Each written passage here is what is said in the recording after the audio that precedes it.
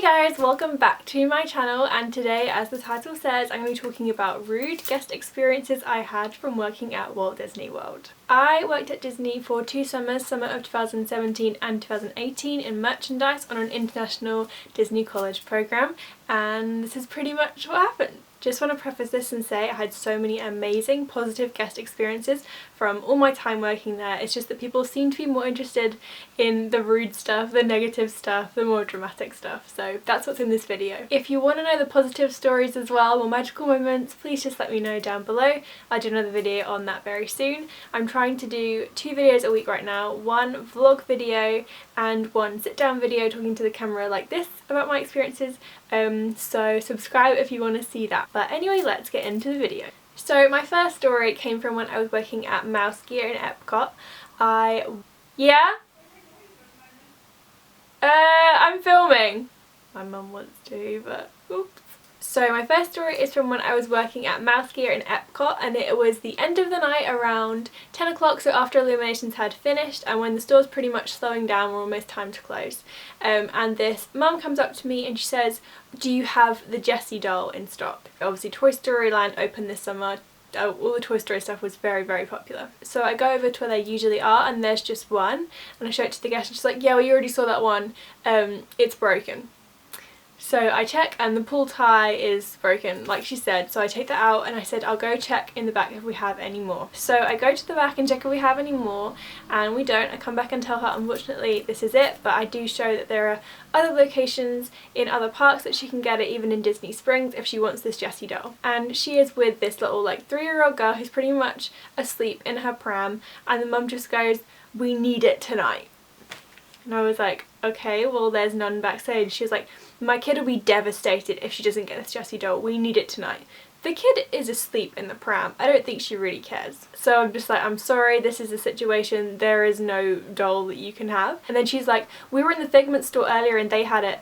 We went back to check and the Figment store was closed." So Figment isn't that popular, and I think that store closes around 6-7 o'clock, maybe even earlier. So I just told her, like, unfortunately that store is closed right now. The whole park is pretty much closed. Park close is at 9 o'clock, and our kind of store is the only one that is really staying open at this time. She told me that she didn't buy the doll when they were at the Figment store because she didn't want to carry it around. So then I explained the whole like package pickup service you can do, and it takes 3 hours to get to the front of the park, or you can have it delivered to your resort. And she's like, "Well, I didn't want to do that. I wanted to get the doll at the end of the night. I didn't think it would be a problem." So again, I'm just apologising, like, "I'm sorry, there's nothing I can do." And she's like, "Well, can't you open up the Figment store?" No, I can't just open up a store that I do not work at to get a doll for your kid who doesn't even seem to care. Like, it's the end of the night, lady, please can you just leave? Obviously I explained that I don't work at that store, the store is closed for the night, there is no way we can get in to get that Jessie doll, and pretty much say she's just gonna have to deal with it. She was not happy. She just kept going on about how devastated her kid was gonna be if she didn't have this doll tonight. The kid is asleep the entire time, and end of the story, she doesn't get the doll, she walks out angry, and that's not what we want to happen at Disney. We want people to always walk out of the store or the park with a smile on their face, but unfortunately there was nothing that I could do in that situation. The kid didn't get the Jessie doll. I'm sure she could get it the next day. We had it at tons of other locations. It just wasn't going to be that night because we didn't have it. That happened a lot when I was working at the bigger stores. So I did work at World of Disney, I worked at Mouse Gear, I worked on Main Street East, and you get a lot of the time people coming in being like, "I was told to come to this store to pick up this item because you guys have everything." And I'm like, that's not true. Please do not tell people that. Please look it up on the merchandise product locator before telling a guest to go somewhere else, because it just kind of makes our job sucky. I have another story from when I was working at Mouse Gear. I picked up a lot of Mouse Gear, and merchandise you can work pretty much anywhere. These stories could have happened wherever I was based. So a guest comes over with like a basket full of snacks. It is overflowing, and it's her and her mother, who is a bit older, I'd probably say 60 plus, and then the kids as well. They were all from New York. They kept telling me that. I don't know why they told me they were from New York, but they were like, "We've flown all the way from New York." But anyway, that's later on in the story. So the way it works in Disney is you can have a Disney dining plan, and that basically means that you get a certain amount of meals and snacks per day that you can purchase. So this was the last day of their vacation, and they somehow hadn't used up a bunch of their actual meals. And the way it works, I think, for a quick service meal, you can convert it to be 2 snack credits, and a full service meal can become 3 snack credits Fridays. I think it's something like that. I was never trained in this specifically. So I check all of them out and then I say the total and she's like, oh, we want to pay with our dining plan. So I check and I'm like, you don't have any snacks left to pay with. And she's like, we just want to convert it from the meal plan into the snacks. I've never done this, so I call a coordinator over and I explain the situation. He's like, yeah, they have to do that at guest relations or at their resort. Like, we can't do it here. So he explains that to the guest and she is not happy and she's like, well, there must be some way for you to do it. I want to get these snacks now. So then he phones the resort they're staying at, explains all the information. This is taking quite a long time. And all the while they're telling me they've flown all the way from New York. They've got to fly all the way back to New York. The grandma is getting very grouchy. She just keeps saying things like, I don't understand why it's taking so long. Why are they being so stupid? I just want to go sit down. My accent is horrible, but basically she was just going on and on and on. I even tell the grandma, I'm like, there's actually some benches right outside the door if you want to go sit down. I'm not trying to be passive aggressive. I just feel like it would have been easier for her. And she's like, I don't want to sit down. And then the actual mum is like, that's very sweet of you, but she needs to be standing here. So then the coordinator gets off the phone with the resort and says, unfortunately, we cannot do it over the phone. You'll have to go to guest relations to do it or actually do it at your resort. And yeah, that's pretty much when they kick off. They are so angry and they just keep going on and on and on, complaining at the coordinator and me about the whole situation.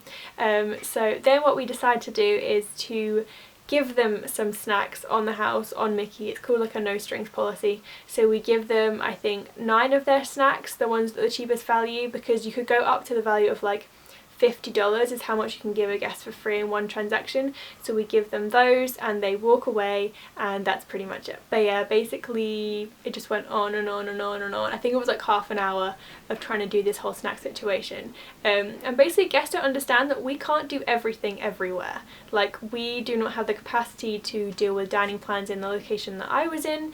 That is a dining plan or resort thing. So also something that I hate is when guests leave it till the last day to realise they have so many snacks left and suddenly they want to buy the entire store out of snacks. Often it would happen like 10 minutes till close and they show up with this basket full of snacks and they just keep adding stuff and I'm like, I wanted to clock out in 5 minutes time and I guess I'm not anymore. The next one is just kind of a funny little tidbit, I guess, if people know what that is. Basically, when I was there, my family came to visit for a little bit and they got to stay in the Grand Floridian for a week, which was incredible. So I managed to stay with them for a few nights. And one time I was coming home from my shift. I've been working at Animal Kingdom, I believe. So Animal Kingdom costumes are very obviously costumes, like you would never wear them if you weren't working there. So I walk to the block where I'm staying in the Grand Floridian. I have my bag, I have my shoes, everything, but I don't have my name tag on. I have my backpack and I'm on my phone and I go in the elevator and it's about to close. I'm thinking, this is all good, I've made it the whole way, no one has spoken to me.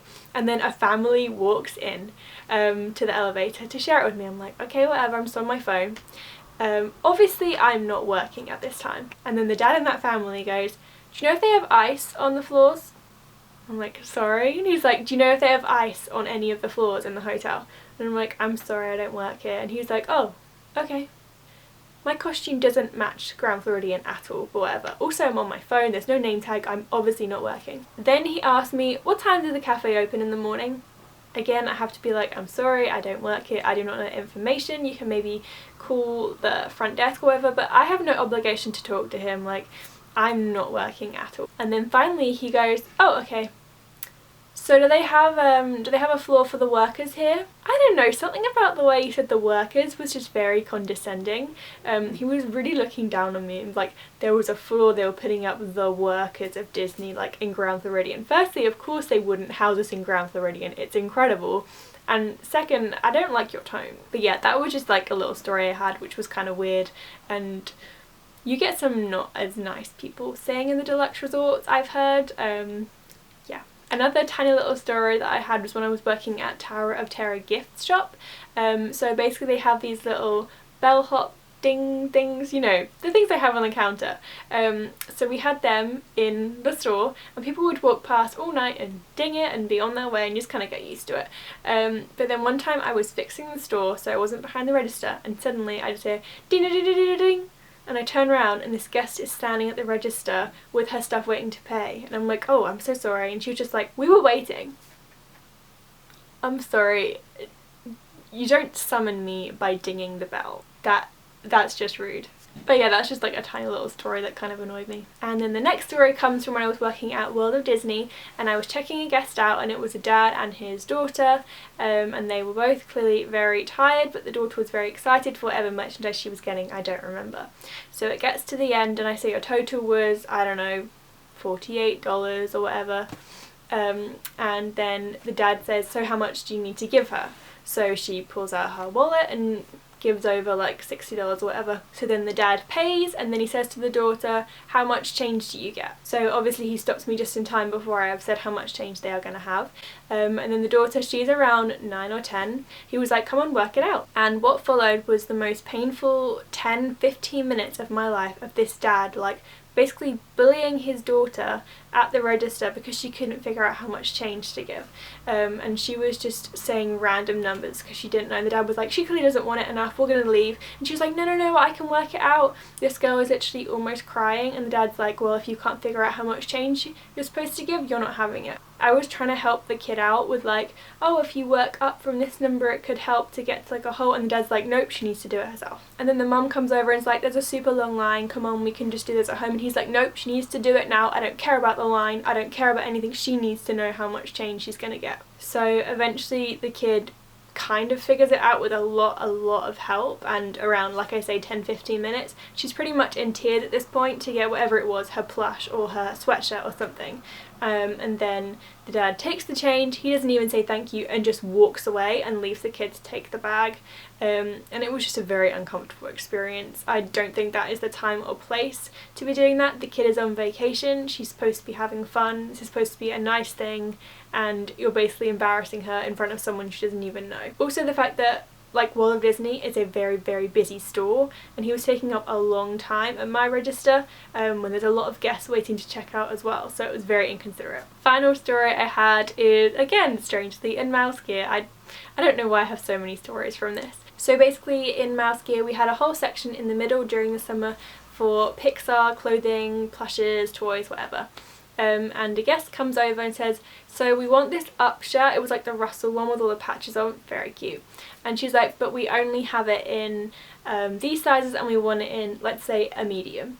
And I'm like, okay, let me go check. Obviously there wasn't a medium on the rack, so I said I'd go check backstage. So I go back, we don't have any, and I say, unfortunately the shirt actually sold out property wide across like all of Disney World, but you can keep checking the Shop Disney Parks app if you want to see when it comes back in stock. We don't know when that's going to happen, but just keep checking. I explain we get shipments very regularly, so it may come back when they're still on their vacation, but you know, there's something I can do. So they're like, oh, okay, thank you, and then they walk away. 5 minutes later, I have another guy come up to me and ask for the exact same shirt in a medium. I'm like, I already know we don't have it, but I'm gonna go check anyway because guests like you to act as if you're checking even if you know. I've had so many times when I'm like, oh, I know this is out of stock, and they're like, can you just go check again? And I'm like, whatever. So anyway, I take the shirt, I go stand backstage and just kind of stand there for 2 minutes because they want to think you've had a proper check. Obviously the shirt is not there, so I come back out and I'm like, sorry sir, it's actually sold out. I do the whole spiel again. And then his daughters come over, who already asked me, like, Dad, what are you doing? He's like, I want to check about the shirt. And she's like, we already told you that they didn't have it. And he's like, well, I wanted her to check again. He was like, are you sure that you don't have the shirt? I'm 100% sure we don't have the shirt, sir. I have checked this twice now. And he's like, can you go check one more time? And I'm like, I already know we don't have the shirt. And then he literally points at me, points to the shirt, points at the backstage door and mimes me looking for the shirt and then says, go check.